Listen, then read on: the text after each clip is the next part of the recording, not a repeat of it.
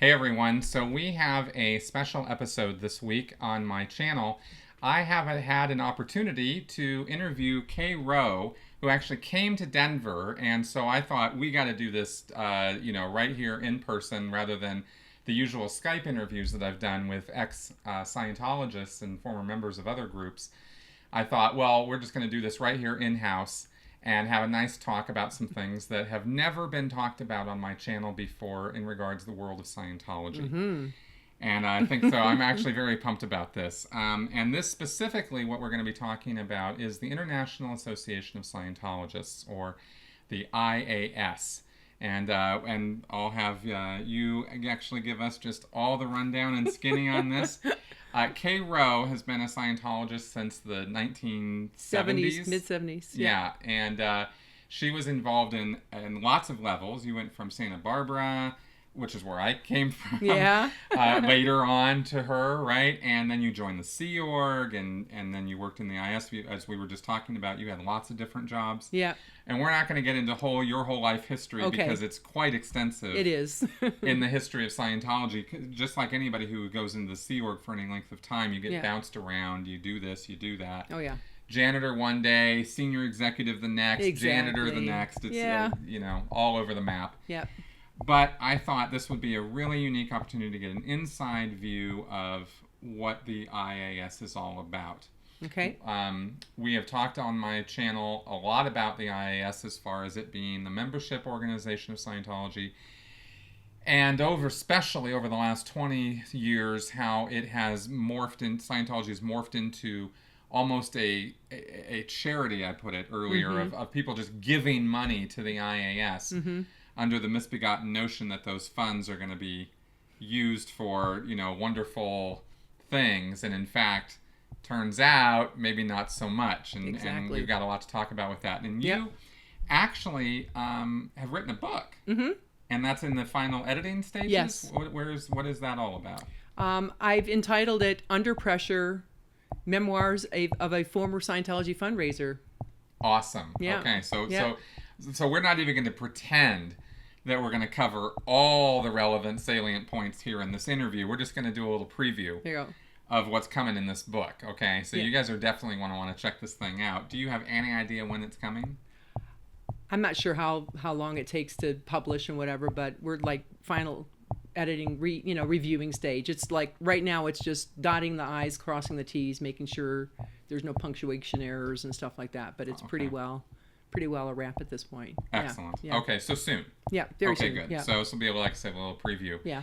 All right, so first off, I guess, like I said, multivaried experience with Scientology. You got in the 80s, or 70s, sorry. Yeah, mid-70s, right? And came up in Santa Barbara, back even before it became an org. Right. Right, when it was qualified as a mission. Mm-hmm. And those were crazy times, and of course, we all know about Scientology in the 70s with the GO and Operation Snow White, and everybody getting busted, and Hubbard, having to go into hiding, and very tumultuous time in the history of Scientology. But when did you join the Sea organization? 1985. Okay. Yep. All right. So kind of. Still really kind of in a period where there was all kinds of nonsense and flux going on because Hubbard was still alive when you joined. Yeah. In fact, he passed 2 months after I joined. I joined in November 85. He passed in January. Right. That's right. Okay. And that was, of course, a whole thing. Mm-hmm. And Miscavige consolidating power and taking over control of the church.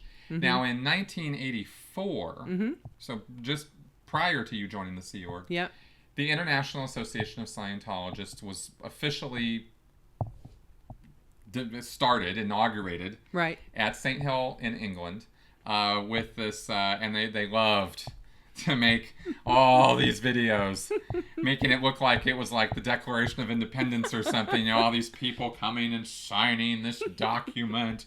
We're gonna fight for mankind, and oh my God, I just cringe to think about some of the video work that we used to get exposed to, being indoctrinated in how amazing the IAS was.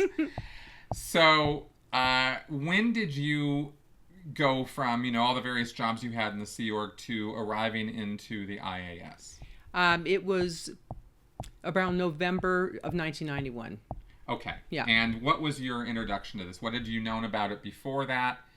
And how did you, just get thrown in the mix, or what happened? Well, it was very interesting because I was actually part of the evolution to get people to come to the event in LA at the Palladium when it was first being announced.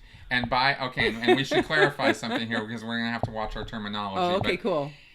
There's this weird term that gets used in Scientology in the Sea Org called evolution. Ooh, okay. I was part of this evolution. I mean, it's just totally like, I understand what you mean, right? Yeah, exactly. People are like, evolution. Yeah. Which is basically like a project. Yeah, it's a project. Right, that's another way of putting it. It's just that a bunch of people get into something. An evolution tends to be a temporary thing that is done to serve a specific purpose, like let's get everybody, let's hold an event, let's get everybody to it, and then and it gets held, and then the evolution's basically over when the event is held. Mm-hmm. That would be an example of an evolution. Yeah. Another evolution could be a bunch of people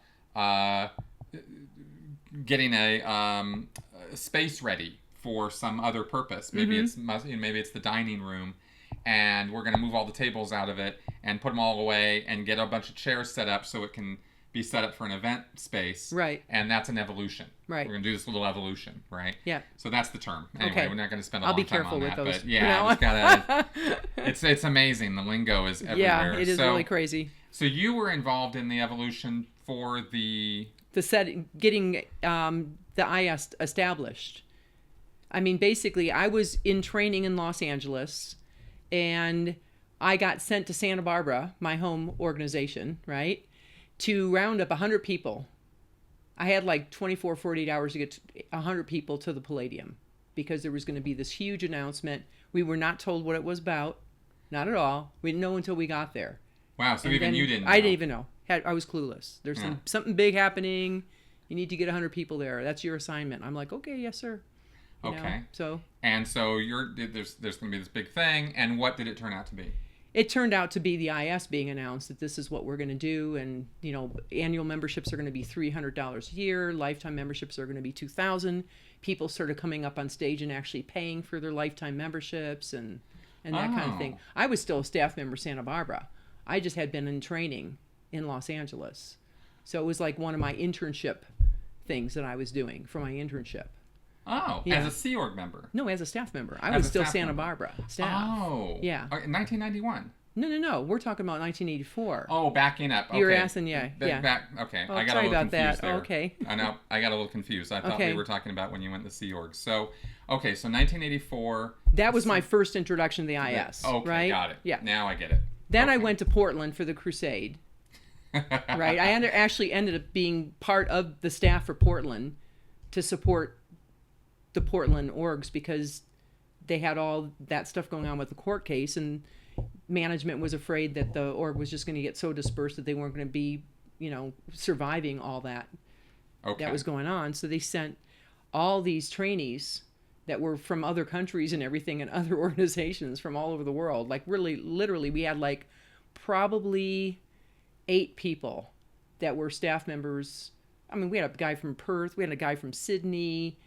I was from Santa Barbara. Another gal was from Canada. And they just shipped them up to Portland. They shipped them up to Portland temporarily to help boost up Portland. And we actually were put on temporary posts. Okay. We were assigned actions and stuff like that. Okay. So that was my first taste of, this is what funds from the IAS, this IAS is doing, is it's helping handle this legal situation that we have.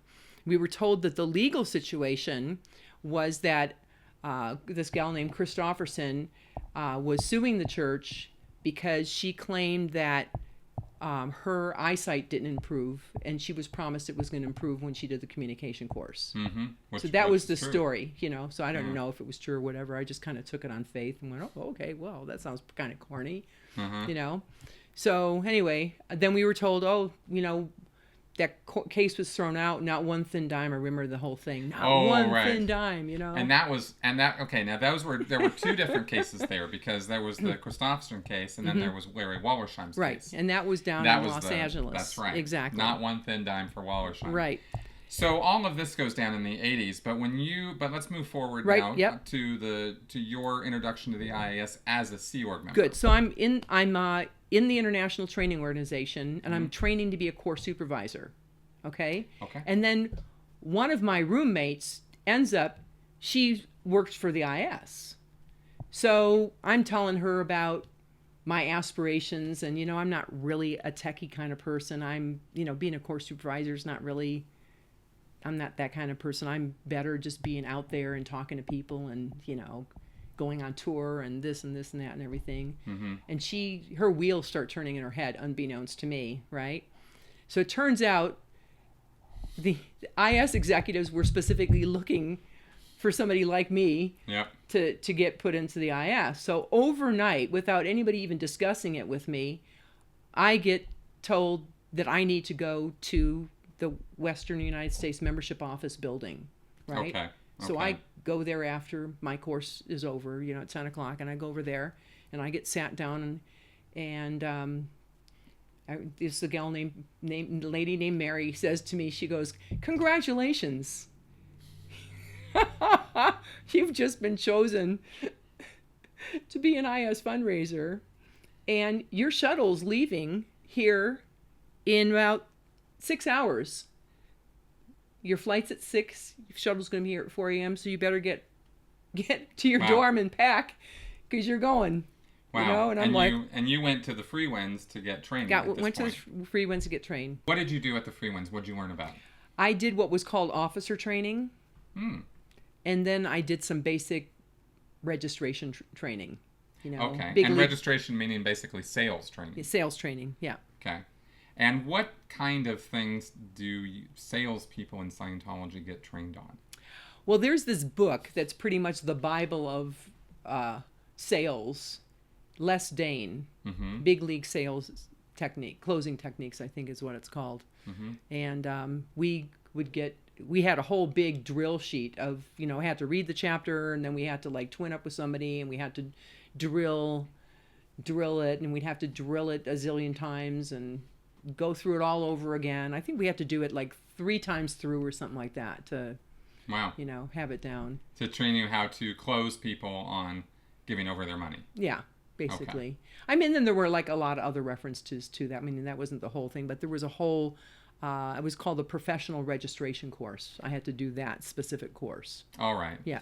All right. Now I realize we skipped over something, so let's go ahead and address this. What was from all those years that you were in the IAS, because you ended up being in it from this point until 2000 something? 2006, and then I got back in it, but in a different capacity in my final year. Okay. 2009. And you left the Sea Org in 2009. In 2010. Okay. But pretty much 2010 was the whole year was spent of me leaving. I wasn't on post. You know what I mean? Yeah, that was 2012 for me. Exactly. Yeah. That doesn't count. Exactly. Just nullify that year. No, I wasn't doing any fundraising during that time. Right. Okay, so you were involved for quite a period of time. Oh yeah. So what is the purpose of the IAS? Gosh, I could tell you almost verbatim because we were drilled on it. The purpose of the IAS is to unite, advance, support, and protect the Scientology religion and Scientologists all over the world in order to advance the technology of Scientology to achieve the aims of Scientology, which is a world without insanity, without war, criminals, and without where the able can prosper and honest beings can have rights. And those are the aims of Scientology. Right. There you go. That's right. You got it. Okay, good. Onward, Scientology soldiers. That's right. And yet that actually is what we were dedicating our life to. Yeah. Was actually, we really believed that was a real thing, and that by the hard work of our brow, we were actually pulling off the expansion of Scientology and actually moving the ball down the road to achieve those aims of a world without criminality, war, or insanity, which are, really nice sounding ideas. And if Scientology actually did anything that made something like that happen, I would not give it anywhere near as much of a hard time as I do. Yeah. But that's what we were slaving for. So, so you got trained. Yep. And then you became an IAS fundraiser. Right. And what did that consist of? I wasn't just fundraising. I'd also get sent out to set up events because at that time when I was in the Western United States, they didn't have IAS offices in the East US or in Canada, and they didn't even have them in South Africa. So I was sent all over the place. I was sent to Canada. I was sent to the East US. I was sent to the different Scientology organizations in the Western United States. I got sent to South Africa. And what was the pattern? What were you there to do, and how did the whole event I was work? set up there. I was mainly I did setting up the events, but I was also responsible to make a quota for income raised. All by yourself. Yeah. Before the event even happened. I had to make a quota while I was setting up the event. I had to make it during the event, and I had to make it after the event. So like it was like around the clock, just, you know, intensity. I mean, literally going to sleep or trying to at night with your quota rolling around your head going, oh my God, how am I going to do this? You know? And in the other organizations that would do events, they usually had two people as a team go out 2 to 3 weeks in advance. I had 2 to 3 days. Oh, and then I was also supposed to get my study time in too while I was out on tour. Of course. Yeah. Yeah, of course. So I'm like, okay. Yeah, good times. I'm feeling like Superwoman now. Thank you. All right. So to give the bigger picture here, so you have churches of Scientology all over the world, and I don't know, 120 or something of them, and people like you would be sent out to advance the event. Right. Right. So you have a couple days, get out there, brief the staff. Yep. Get their cooperation. Yep. Because you're expecting them to call all the public and say, we're having a fundraising event, you got to come. Right. But did they call it a fundraising event? They didn't call it a fundraising event. We'd always have to figure out some gimmicky thing that was going to get people excited about coming. And the thing that really made it tough to get people to attend was that they knew it was fundraising. And that would be the most common response would be, I don't want to be regged. Right. Scientologists hate it. I want to, yes. Yes. Yep. Okay, so how did they, were you ever involved in the planning sessions for these things? Like, how did they come up with some gimmick, or was it on I was you, part, or? a lot of it was on me. Okay. But, like, did you just make this stuff up, or how did you come up with there something? would be, like, if there was a big thing, for instance, if the IAS had a certain project that we were being told, was in the crosshairs that we were working on, let's say that we're going to be funding some ad campaign or something, right? Then I would go with the props and everything of, here's the samples of what the ads are going to look like. Maybe I'd even have audio visual stuff, whatever, you know what I mean? Mm-hmm. Quite often I'd have a celebrity guest speaker, that would actually be a poll. They go, oh wow, Jeff Pomerantz is going to be here. Oh, that's great. Oh my God, I love Michael Roberts, and so, those would be draws. Okay. Right? So there were, so basically come up with some kind of gimmick. Yep. Preferably before you leave to go there in the first place. Exactly. Yeah. And then you're just like flat out. I mean, I'd barely get done with the week because our week ends Thursday at 2. Yeah. And then we had a joke about me getting to the airport. It was called the cardiac run to the airport because literally I would just be just finishing, and it's like, grab your bags, you got to go right now. Whoa, and then I'd barely catch the flight, and then I'd land wherever I'd land, whether it's all the way out on the East Coast or it's Dallas or Portland or whatever, and then I'd be expected to just immediately, like, as soon as I landed on the ground, like, you're getting confirms and you're making money and you're, whatever. It was like, wow. Don't miss a beat. And this was, and you were starting to do this early 90s. Well, I got officially back from my training early 92. Okay. So it was early 92 then I started going out and doing it. So this was pre-cell phones. Oh yeah. Pre-internet. We had pre-internet. We had pagers, right? And I had to call and report up. I think I even had like a phone card with minutes on it because sometimes the churches, the orgs I went to didn't have long distance money. So I had to pay for the long distance phone calls. Wow. It was pretty crazy. Wow. Okay, so you're getting hit up immediately for how much did you make? How many people are coming to the event? You know, is everything on track? How many hours of study did you get in? Wow. Okay. Yeah. So okay. So this how and this goes on and on and on and on and on. I mean, this just became this. Oh yeah. Lifestyle. For I mean, you. I'd get the event going, you know, set up and everything, and then we'd have the event, and then I'd be also interviewing people at the event to get them to make donations, and then if we didn't make our event quota, we had to continue and figure out, okay, who are we going to go see right now? You know, the event just ended and it's 10 o'clock. Okay, who are we going to go get into an interview with, you know? I mean, it was crazy. Wow. And then sometimes we'd be told you can't come home until you make your quota. So then we'd have to figure out who we're going to see first thing in the morning. Wow. You know? And I'm curious. It just occurred to me. I had to ask you this just now. So you had Michael Roberts or David Pomerantz or no, Jeff, not David, Jeff Pomerantz. Or sorry, Jeff David, Pomerantz.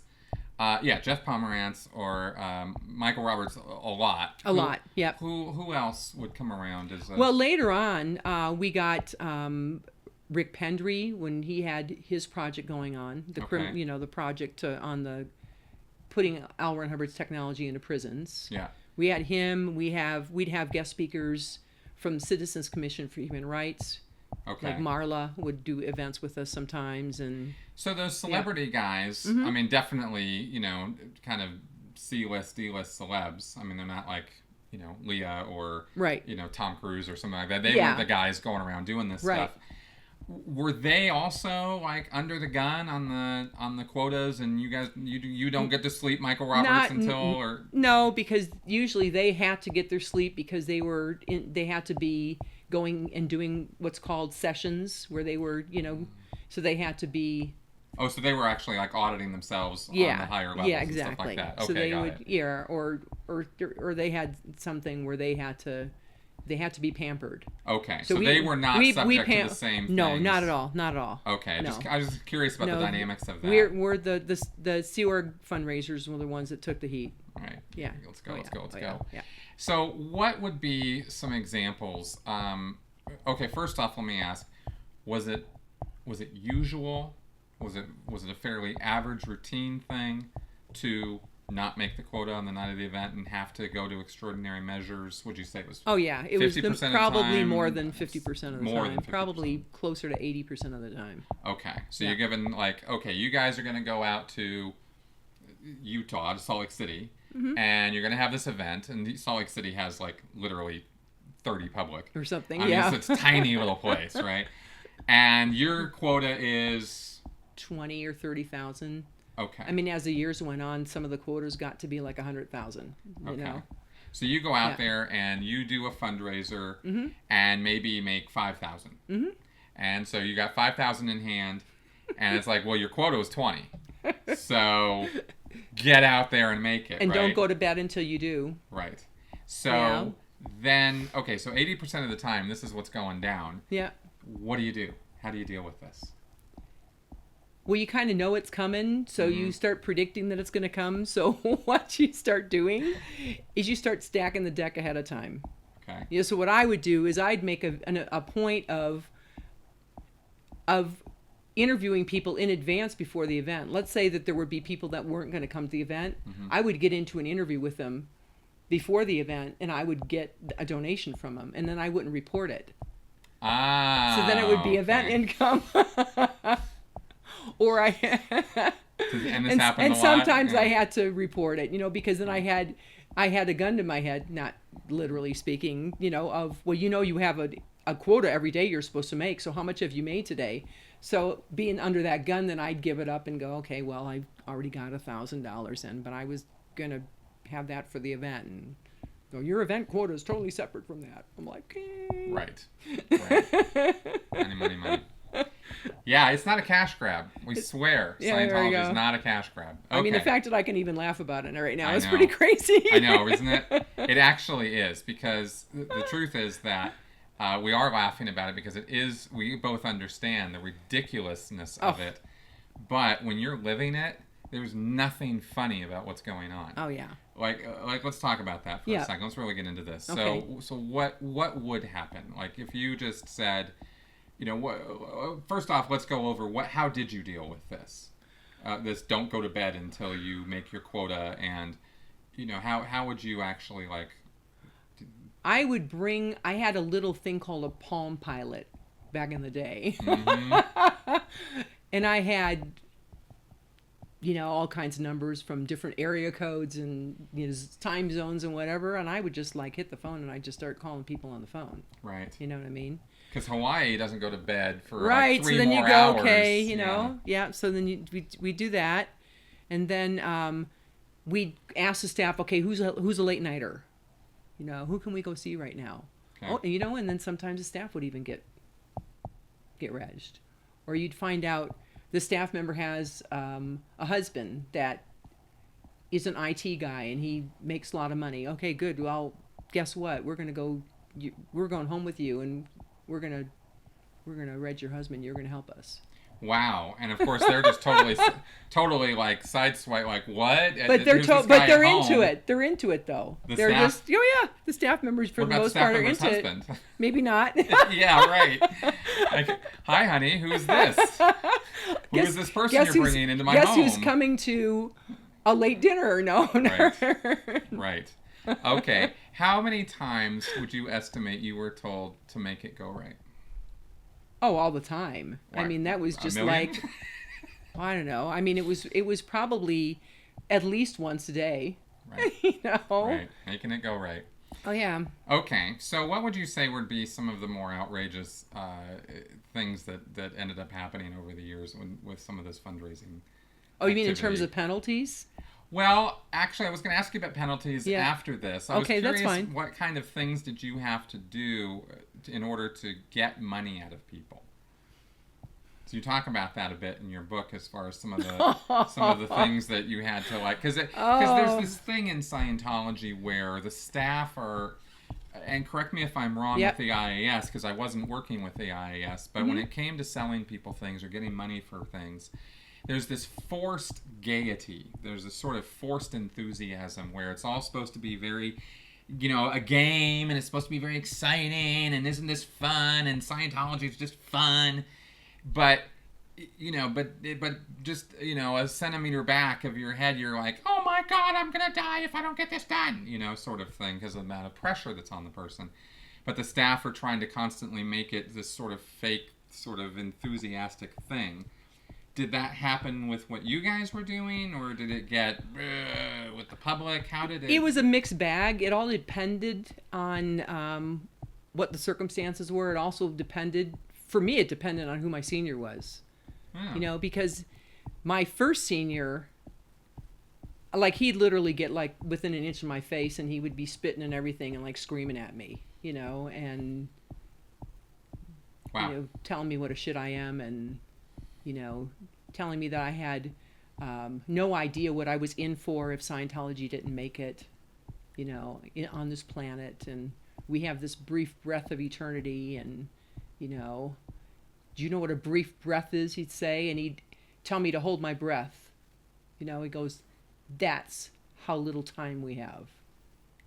Wow. And I'd like, and it was like right over my head. I'm like, okay, good. I had to look at him and act like, oh yeah, okay, oh yeah, I get it, Okay, here we go. He's full on giving but you the party line. But he's like the vicious. I mean, he would be the one that would, you're going to go to the grease pits, if you don't make your quota, I'm sending you to the grease pits. And the threat that I hated the most, and I refused to do it. I hated it so much that I stood up to it and I said, no way, that ain't happening. I'm not doing that. What was that? You're going to go to Rat's Alley. Oh. Right? Oh, A, God, I was very claustrophobic. B, Rat's Alley is loaded with cockroaches and rats and mice, and I mean, literally, it's a dangerous thing to do. Yeah. And to subject somebody to that, to me, that's torture. And I was just like, no way, not happening. Right. Rat's Alley was specifically a venting a place where of air vents near the galley, right? This is how sanitary this is in the Big Blue complex in Los Angeles, right? In that complex, there's a galley where they cook all the food, and near that area now it to their credit, it has since been totally cleaned out. Oh, that's good. Yeah, Rats Alley does not. Yeah, exist they've been anymore. keeping it clean with all the people that they've been sending there. Clean it. But there was a period of time, long, like years, because they purchased that complex in the 70s. Right. And it wasn't cleaned out until the 2000s. Wow. Okay, and because I found out about this when I did the RPF. Okay. Because the RPF used to have to go in there and deal with this. Yeah. But Rats Alley was this tunnel vent area where there were rats and cockroaches and various horrible, awful things, and you had to get in there on your hands and knees and get in there and clean and scrub in order to clean this thing out. And I mean, wholly unsanitary to have this anywhere near this messing area and the galley food prep area. So this was a threat that was not just used in the IAS. I know about it myself. Oh, okay. But that was bad. Yeah. It was really bad. Yeah. So you stood up to that one, which was good. Yeah. And the other ones, well, this one in particular that totally freaked me out was you can't come back to the office and you can't go to bed until you make your quota. So here it is. It's midnight. I'm in Los Angeles. I'm supposed to go drive around in a car by myself in LA and go and knock on somebody's door and reg them. And this is the days with no GPS, with no cell phones, and that kind of thing. So wow, that freaked me out, which brings me to the story about Sacramento. What happened in Sacramento? I'm on tour there, and I had the make your quota, don't go to bed till you make your quota.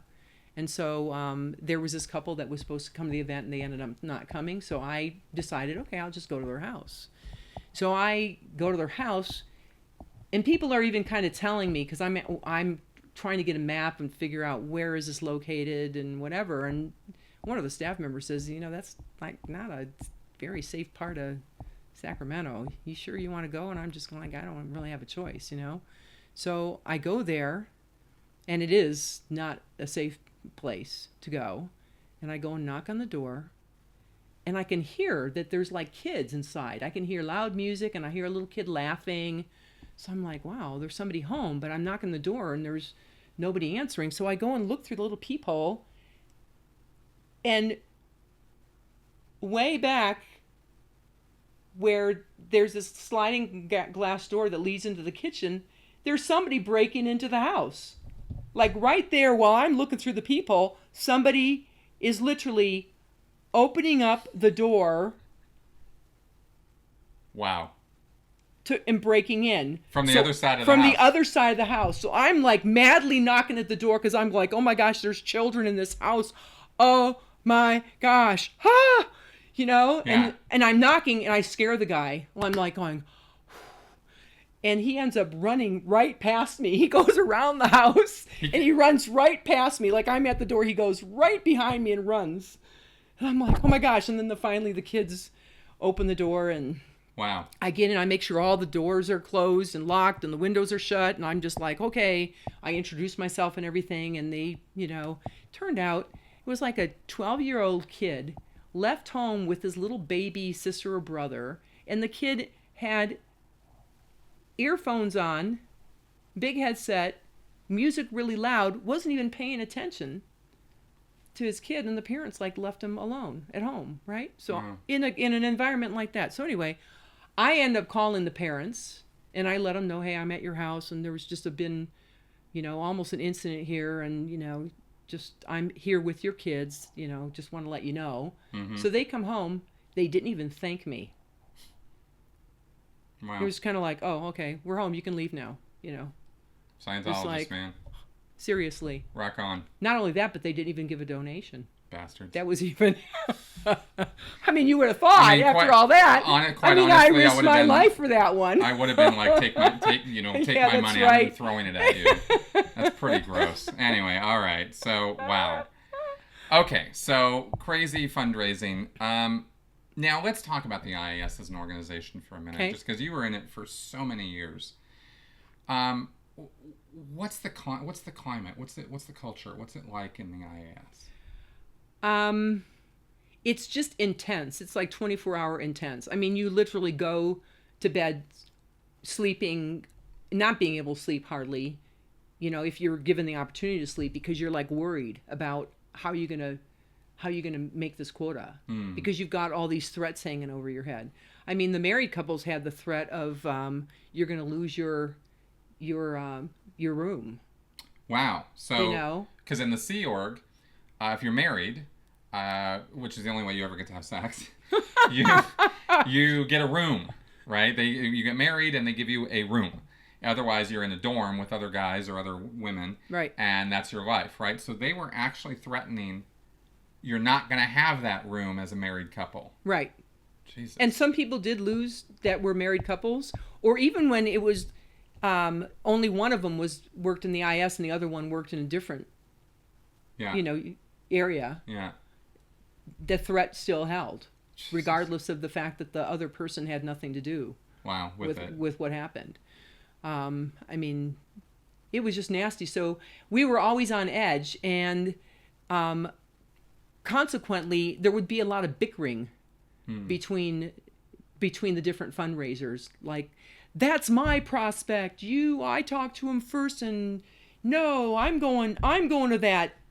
Or you went there last time, because there were certain churches of Scientology that were more successful. There was more cooperation from the staff. The public were more cooperative. Public were more qualified. That kind of thing. Which ones were those? Would you mind telling me? The favored ones to go to were generally like Stevens Creek was for one was Which one is of San them. Jose. Yeah, San Jose area was definitely a favored. Gosh, I'm kind of going blank here. Well, what about Salt Lake City? No. Oh, Salt Lake City. What about Albuquerque? That was What about Hawaii? Oh, that was bad too. What about Austin? No, Austin was fun. Austin was okay. Yeah. And we'd have even Jerry Boswell, he was there with the Citizens Commission for Human Rights. He would be a guest speaker. Okay. So he would be in there. Austin, you can drum up some business. Yeah, Austin. Yeah, there were some places that were just like Kansas City. Kansas City, not too bad. Not too bad? Yeah, not too bad. Okay. Twin Cities? Twin Cities was a challenge. That's a way of putting it. Yeah. But you know what? Truthfully, most of them were challenges. Yeah, I mean, of course they were. Truth be known. But the thing we had going up against us is most people honestly did not want to be. They didn't want to be in a fundraising interview. Mm-hmm. They knew it was about money. When it came down to it, they knew it was about money. But they were like, nope, don't. Right. I'm not going to go there, and then we'd have to talk them into coming anyway and say, if it's okay if you don't pay anything because you're just being there, we'll just add more to the room and it'll actually help other people pay because you're there and whatever, just feeding them that line and everything like that. And ultimately they would pay a little bit of something, even if it was $50 and whatever, but I mean, it was very, very, very tough. Interesting. Yeah. So have you ever seen a movie called Glengarry Glen Ross? No. Ah, okay. Great reference for this. It's a movie about salesmen having really? a hard time, and one of them is going to get fired if they don't make the quotas. Oh, wow. Yeah, so it becomes very cutthroat. Yeah. Anyway, so it sounds kind of similar to that with the prospects, the arguing and bickering and whatnot. But what were you guys told? Like, we know now, that the Church of Scientology has, mega amounts of money in reserves. Mm-hmm. A lot of that money having come from the fundraising activities that have been being done since 1984. Mm-hmm. You mentioned to me earlier that a very small amount of money that goes into the IAS comes back out of the IAS. Mm-hmm. What do you know about that? We were never ever given like specifics in terms of dollar amounts or percentages or whatever, but it was definitely alluded that I'm estimating probably 90% went to what's called the war chest. And what's the war chest? War chest would basically be like the legal fund, the just in case fund. Okay. You know, just to keep the religion going, even if there was some, you know, cataclysmic thing that happened in the world. You know. And what was the view? This would be a good question to ask. Yeah. What was your view, and the view in general about, you know, you're raising all this money so it can go into a war chest, and this war chest is the money that's supposed to, you know, keep the resources going so that the war can be fought. Now, what was the war against? Who was the enemy? Well, yeah, you know, the enemy was the IRS. The enemy was the psychiatry. So there's this a concept of a war going on. And it's the war was against immorality and, you know, the reactive mind and you know, that kind of thing. So we've got a race, you know, to salvage mankind and planet Earth and what have you. In this brief breath of eternity. You know, but then you're really, really convinced that the people that are senior to you and the guy that's running the show is smarter than you are. That's why he's there, because he's smarter than you are and he's more experienced and he was chosen, you know, to be the leader and whatever. So you have to respect that. And, you know, I hate to admit it, but I took it all on faith. I was like, okay, you know, and yeah, I mean, I've since realized just in writing my book and everything that I had such a low opinion of my own self-worth that it was very, very easy for me to idolize somebody that seemed powerful, that was given the orders. I would just be in awe and I go, gosh, I don't want to disappoint that person. I don't want to be the person that pisses him off. You know? And are you referring to David Miscavige directly or other people? Other people. Okay, yeah, in so between. Not just David Miscavige. No. I know I met him, but he never directly ordered me. That's what I meant by that. Got it. Yeah. Okay. So what was the relationship between, what was your guys' view as IAS staff members as to your relationship with the rest of the church and then with the public? Okay. We were basically told, and even in my interview when I was told that I'd just been promoted to the IAS, that we were in a higher echelon, you know, above all the other Sea Org members, pretty much on a par with like the other higher echelons. Okay, like right? RTC, the Religious Technology Center, or definitely maybe not as high as that. Okay, yeah. But like CMO. Yeah, probably like Messenger Org? But probably on a little bit of a par with that, or close to it. Maybe not exactly, but you know. Did they come around and harass you guys much? The CMO or management people? No, I mean, no. You know what? Actually, they did, but I didn't necessarily consider it harassment because. You know, because you're like, that's the way you're taught to think.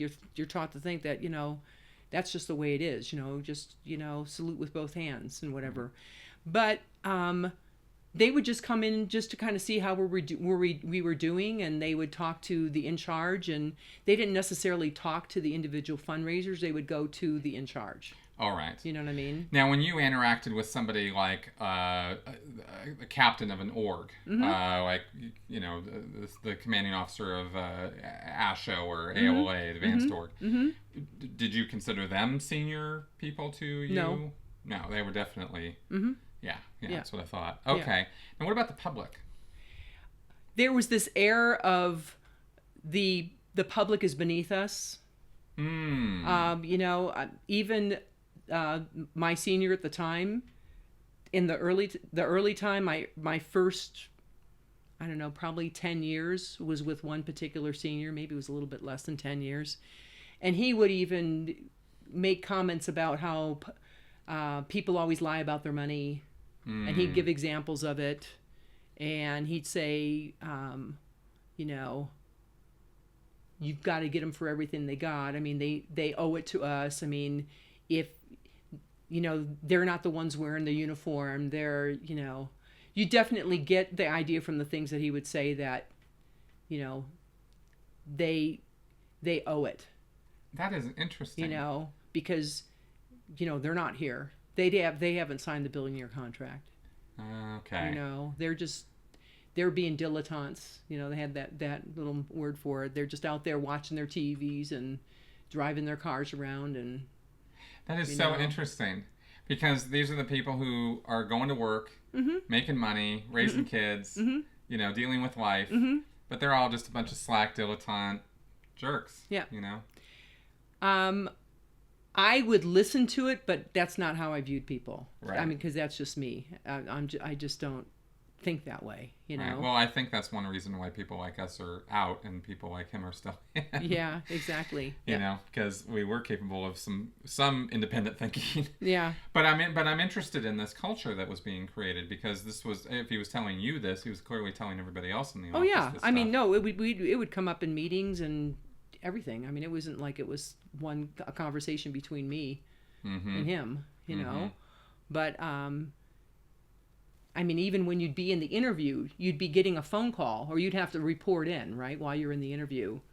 And you'd be told, you know, don't you dare leave without the money. Don't even come home without it. Don't leave that house without getting at least X amount. Wow. You know? And, you know, you're sitting on the phone, and sometimes he would be talking so loud that the person could even hear. You know, them saying it. I had an incident one time where I was in a car with somebody. The person that I was fundraising was right in the vehicle with me, and this is a different senior. She's literally screaming at me, and even though the phone is not on speakerphone, and the person sitting next to me heard every single word she said. Woo-hoo. See, that's funny, because they're basically blowing their own interview. I know, that took me a little bit of that took me something to fix that one up. I'll bet. Yeah. Okay, so over the years, when you were involved in the IAS, the push and the pressure that came down from the IAS Office International, or that was where you guys were getting your direction from, right? What, you know, was there ever any communication or anything that came down that gave you the impression or gave you the idea that they knew, or anybody knew, that this was just kind of a scam? I'm not understanding the question. With that this was just purely, we're here to make money, and that. I know what I mean. I never got that. Right. I didn't come to that conclusion until I got out of the Sea Org and I started like noticing things, because now I had access to the internet. I had access to people that were not in the bubble that I was in, you know, and then my eyes started opening up, and I'm like, something wrong here. Right, exactly. Yeah. That's what I thought your answer was going to be. Yeah. Because it is the bubble world. Yeah. And there's a whole other reality being presented in that world. Yeah, because if I had thought it was a scam, if I even had an inkling that it was a scam, I would have been out. Right. I mean, even if I had to leave without authorization, I would have been out. I wouldn't have cared. Like, go ahead. You know, expel me. Yeah, I don't want nothing to do with you anyway. Yeah. You know, that's how I would feel about it.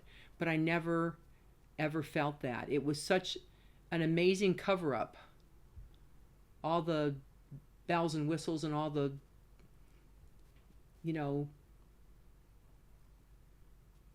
the materials, you know, the photographs and the presentations and the events and whatever. You know, it's just I mean, it sells the people who do the selling in a way harder than it sells the public. Oh yeah, we'd have to be sold on it, right? Yeah. And we'd be told things that, no, you're not allowed to tell the public this, but you know, right, we'll give you a little bit of inside skinny here, but this is, you know. Actually, let's touch on that for a second, because that's true. That's a little bait that they use. Like, you would get forewarning about maybe legislation that was on the line, or something maybe that was going to be announced at an event. There is definitely an effort made within the hierarchy of Scientology and within the Sea Org to give Sea Org members the idea that they're in a information loop that is special and unique, and because they're given this information, they have a better and more privileged status, and so they should feel better about themselves and what they're doing for the church. And it justifies a lot of the bad behavior and the abuse and the nonsense that you have to go through, because you feel like you're in this special situation and you have this special status. Yeah, that's what I wanted to hit on You're there. told that you're part of the elite, or you are the elite, and that's right, and what have you. Right. You know? Now, what was it that you started getting your wheels turning that maybe you needed to not be part of this anymore? How did you get out of this? How did I get out The Sea Org. of the Sea Org? Yeah. I had some major physical issues that were coincident with being an IAS fundraiser. Because I was on my feet like so consistently, and then in very uncomfortable, cheap shoes for the most part, right? I started getting bunions, and I was in so much pain, and that situation went on for 10 straight years. Oh my God. Before I got it fixed. And so I was like, I finally collapsed on post, and I couldn't walk anymore. Oh my God. Yeah. And what was the response? The response was finally, okay, we're going to, help you get your surgery. I mean, they were even bickering. And this is like IAS that had plenty of money to be able to afford a surgery. I ended up finding a podiatrist who ran interns at this special hospital that she worked at. And I was able to get the surgery for like next to nothing because I was being operated on by interns under her supervision. And I had to fly all the way. By that time, I was posted in New York, right? And I was flown all the way down to... No, I was already in Miami for an event. Okay, that I was supposed to do. And the podiatrist, she's the one that called me on it, finally. She was one of the people that would see me, and she'd go, are you doing okay? And I had to like hide the fact that I was in excruciating pain and everything. So she pulled me behind closed doors one day. She says, you know what? This is like pretty serious what you got going on here. You need to get this fixed. So, and this podiatrist was a Scientologist? Uh-huh. So she's a public Scientologist. Yep. She sees that you're in pain. She sees what's going on with you. And she shows you more care and concern and help than the Sea Org. And even after she said that, I still ended up continuing to do my post and everything. And it took me like probably another 3 months before I even got anybody to say, yes, you can have the surgery. When I say I finally collapsed, I was doing an event, or was supposed to be doing an event in Washington, D.C., and I was in the tub. I was just taking a shower, and I slipped a disc on my back. I mean, I couldn't even, like, somebody had to come in and literally pull me out of the tub because I couldn't walk.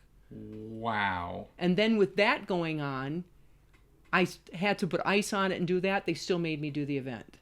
I had to stand through an entire event for like 2 or 3 hours on my feet, raising funds, doing a fundraiser while I had a slip disc in my back. I mean, it's just like the Sea Org crap like that. And this is and that is what it's like. Wow. Yeah. So anyway, I finally am like back in Miami again to do another event. Fortunately, that's also where the podiatrist is. So I'm on the phone with one of the executives at IAS Administrations, and I'm literally crying. I'm in tears. I'm just like going, I'm in so much pain. I can't take it anymore. I'm just like literally, I told her, I'm about to have a psychotic break. It's like if I'm like, I can't sleep. I can hardly walk. I can't keep doing this, And then she finally just said, okay, I'm going to call you back in just whatever long it was, an hour or whatever like that. She goes, okay, it's approved. Just do your event tonight and then you go. That's what it took in order for you to finally get surgery. It took me being like literally on the verge of a psychotic break to finally get it. And then on top of it all, because it was interns and because it wasn't, the professional setup, I came to before they finished the surgery and I wiggled my foot and now I have a permanently damaged foot. Yeah. Okay. I'm so sorry to hear that. Wow. Yeah, and then I go back to New York. I end up staying in Miami because I can't get on a plane for like 10 days and I had to go do a post-op, review and make sure everything was okay. I ended up getting put back on post before I healed and then that messed up my feet even more. So and eventually I ended up having to go to another podiatrist, and he basically said, you're going to have to wait 15 years before you do anything with your feet again. They are the way they are.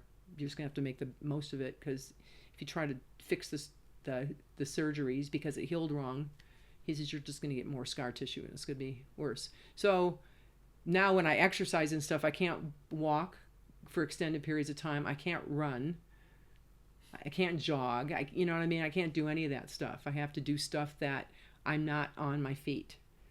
Wow. Yeah. So, I'm very sorry that happened to you. Wow. So yeah, you're saving the world and you're being sacrificed in the process. Like, that's exactly, how they deal with people. Yeah. And it was that, and another situation was happening at the same time. I kept on having these like intense abdominal pains, and I even got diagnosed and was told, you got fibroids, so you just need to proper nutrition, exercise, you need to get plenty of rest, you need to not be so stressed out, and of course doctors note everything, that couldn't be complied with. So years go by, the thing gets worse.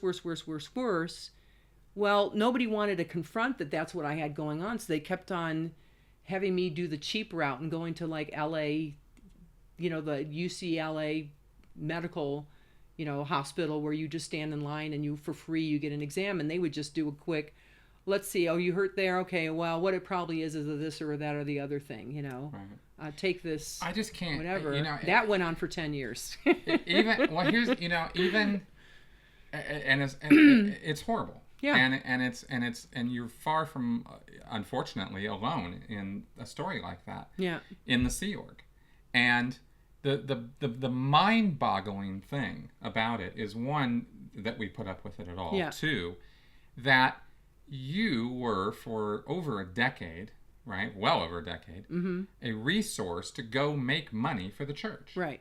And they can't be bothered to afford to pay the very minimal to them cost of your medical treatment so that you can continue to be a productive Sea Org member who will make them more money. They're so short-sighted on this week, right, which ends every Thursday, and then you're back to zero again. They're so short-sighted on that it is like the ultimate expression of, what have you done for me lately, or something like, well, you're back at zero now and you got to go make money, and that's all we care about, and if you can't make money, to the trash heap with you. Yeah. It's so short-sighted. Yeah. It's insane. And these are not insane people, but they act insane. Yeah. Because of the situation, because of the culture and environment that they're in. Yeah. And you're, unfortunately, a victim of that environment. Yeah. And it's horrible. Yeah. But I will tell you this, just one thing is, because I know and I respect a lot of the people that I was, working with in this organization, I know that at heart, there a lot of them are very, very, very good people. A lot of them are out now, that I had a lot of respect for. And looking back at it, I know in my heart that if they knew that this was all just a scam, they would have never ever put me through that. Of course. Never in a zillion years. That's right. They did it just as I raised funds. They pushed me to raise them because they thought it was for the greater good. Exactly. You know what I mean? But the ultimate person that it's very clear to me runs the show is it's Miscavige. He's the one he's the cover boy for all the IAS events, for all the IAS magazines that come out. He's the one that gives the awards. He's on the stage, doing his thing. And we were specifically told in no uncertain terms that we're not allowed to even allude to the public that Mr. Miscavige is, the one that basically runs the IAS. Right? I mean, like, why would you need to tell us that unless it was actually the truth of the way it is, right? But honestly, I couldn't see that it was any other way, because we'd even be told when we'd be getting a briefing about what our quota was, it's like, this is coming straight from the top. Well, straight from the top to me means David Miscavige. That's right. There was always, in every briefing, this happened at my level too, it was always it's couched in terms that give plausible deniability, right? That give some potential of doubt that it's actually David Miscavige you're talking about, because it's not David Miscavige. There's all these euphemisms in the world of Scientology for David Miscavige. He is Department 21. He is COB, right? Okay, there's that. Oh, he's the man. Oh, he's the man. Yeah, he's the man, right? When you're talking about the man, it's always, you know which man you're talking about. But even more mysterious or nebulous was its command intention. Oh, there you go. Right? Yeah. It's from the top, like you say. You can interpret that. You'd think, well, I know exactly who you're talking about.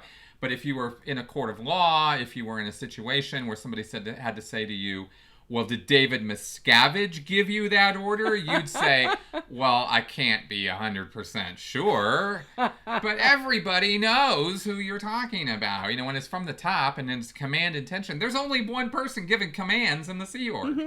So anyway, I just had to kind of go on a little bit of a rant on that. Yeah. But yeah, that's life in the Sea Org. So, you know, so we sit here now, both of us, going, yeah, David Miscavige runs the Sea Org, David Miscavige runs the IAS.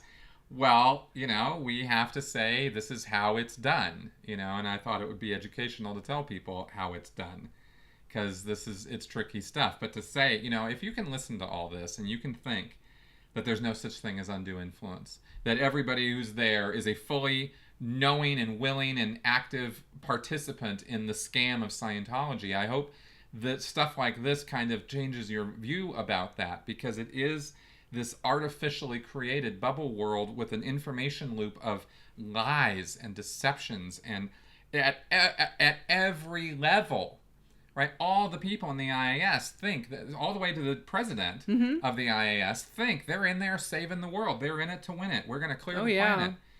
And it's all a scam.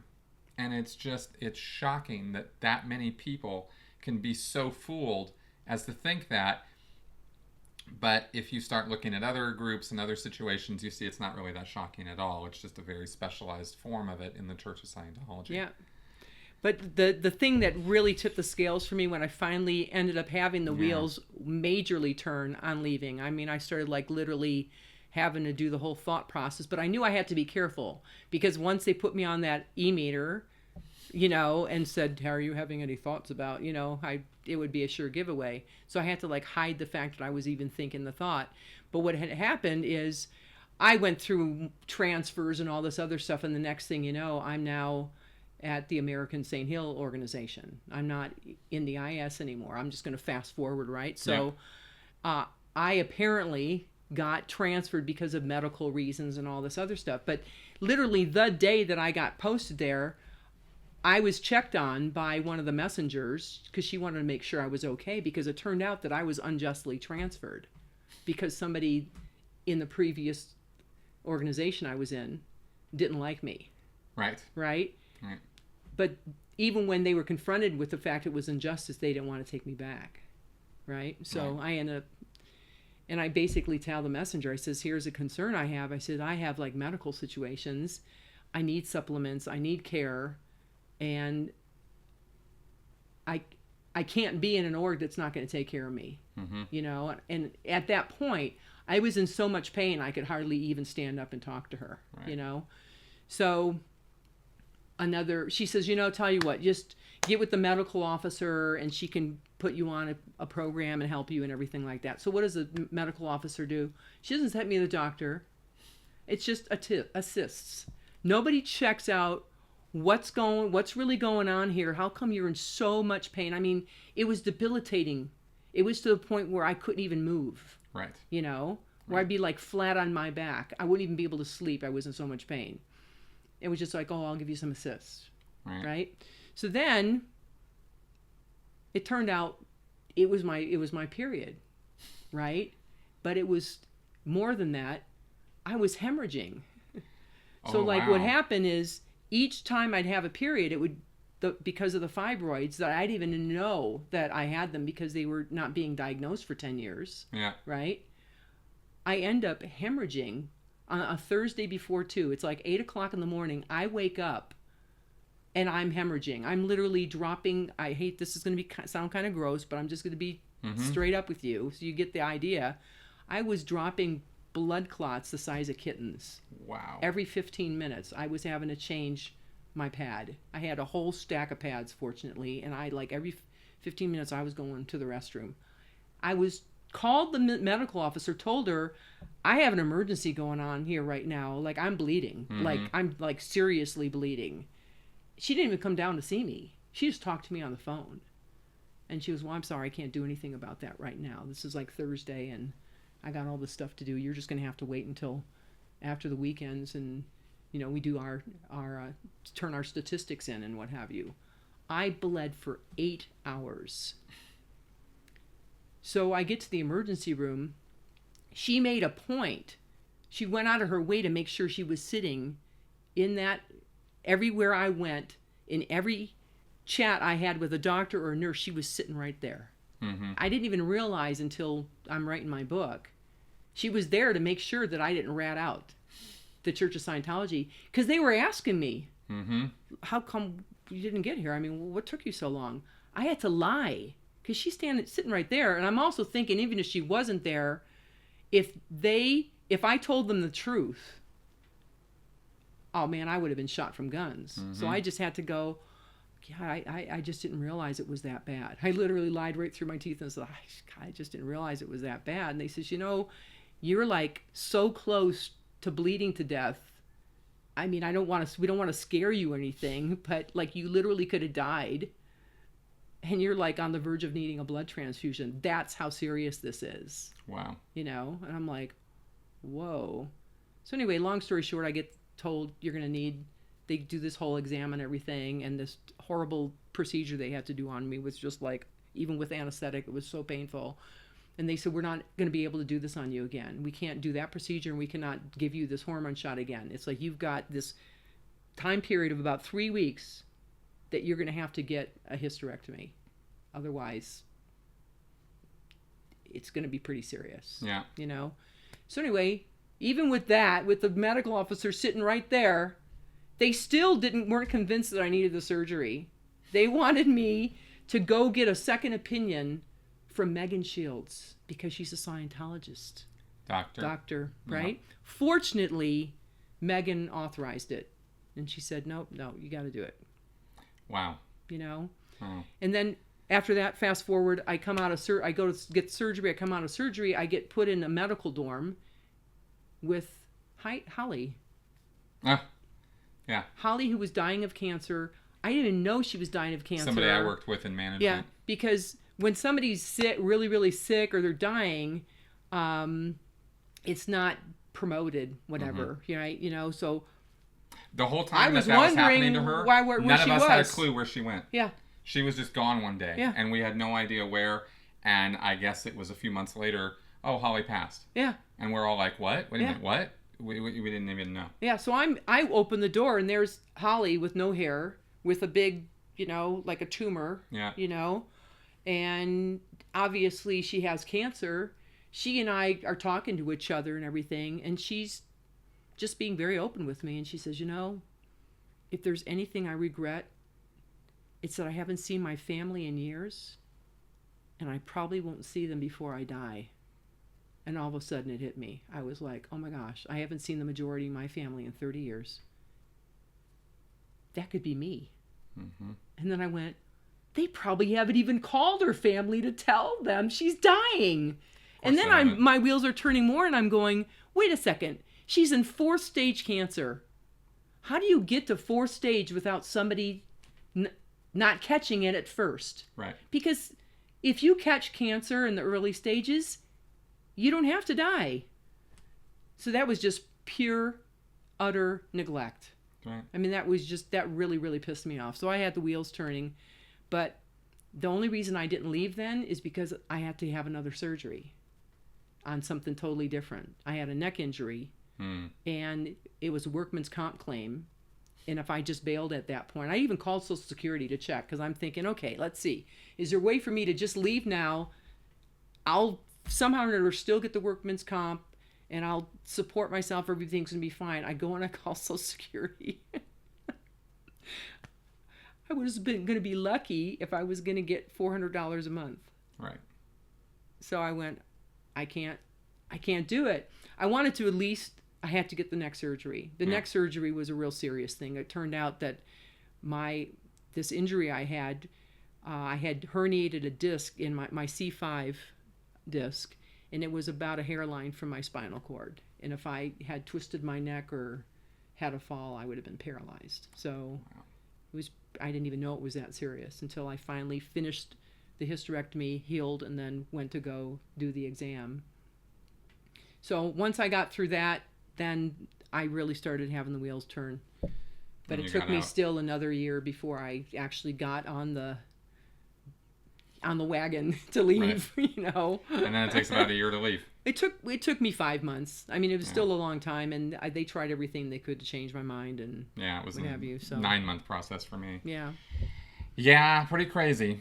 I mean, there really are no words. All I can sit here and say is pretty crazy, as though that, you know, summarizes everything you just said. Yeah. But it is pretty crazy. Yeah. You know, it is Scientology.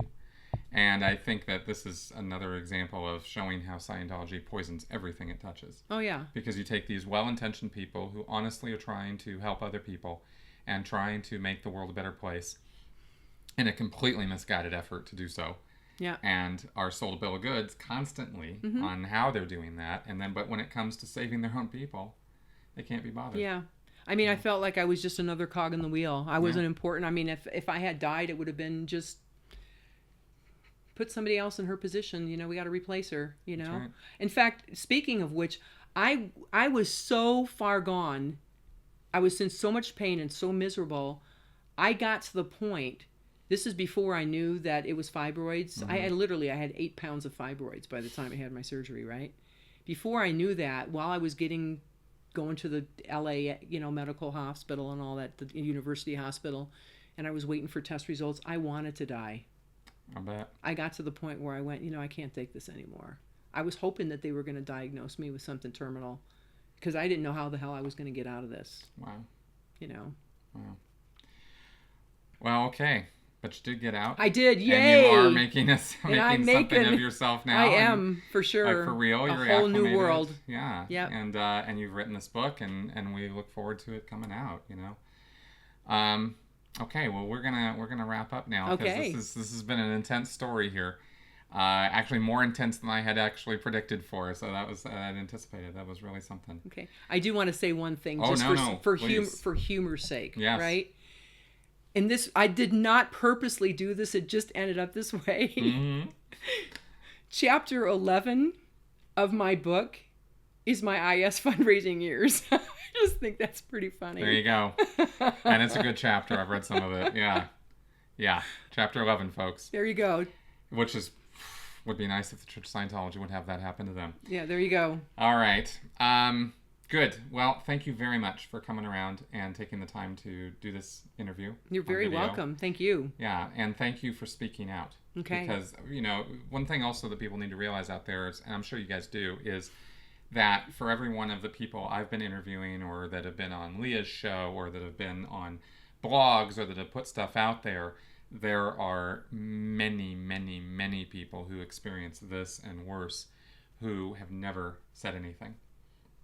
So stepping up, stepping out, speaking out actually matters. It's important, you know, that we get this, that the word out there on what these groups do. You know, Scientology is one of many of these groups, and it is important that we expose the abuses and keep people from getting hooked into it in the first place. Yeah. You know, because at this point we're not talking to Scientologists. I doubt any Scientologists are watching this, but yeah. You know, if they are, great, and I hope you get something from this. But you know, stay away from Scientology, because this is what it's really, when the rubber meets the road, that is what happens. Yeah. You know, it is not a caring, wonderful organization. That's so, right. All right. Thanks a lot, Kay. Thank you so much. All right.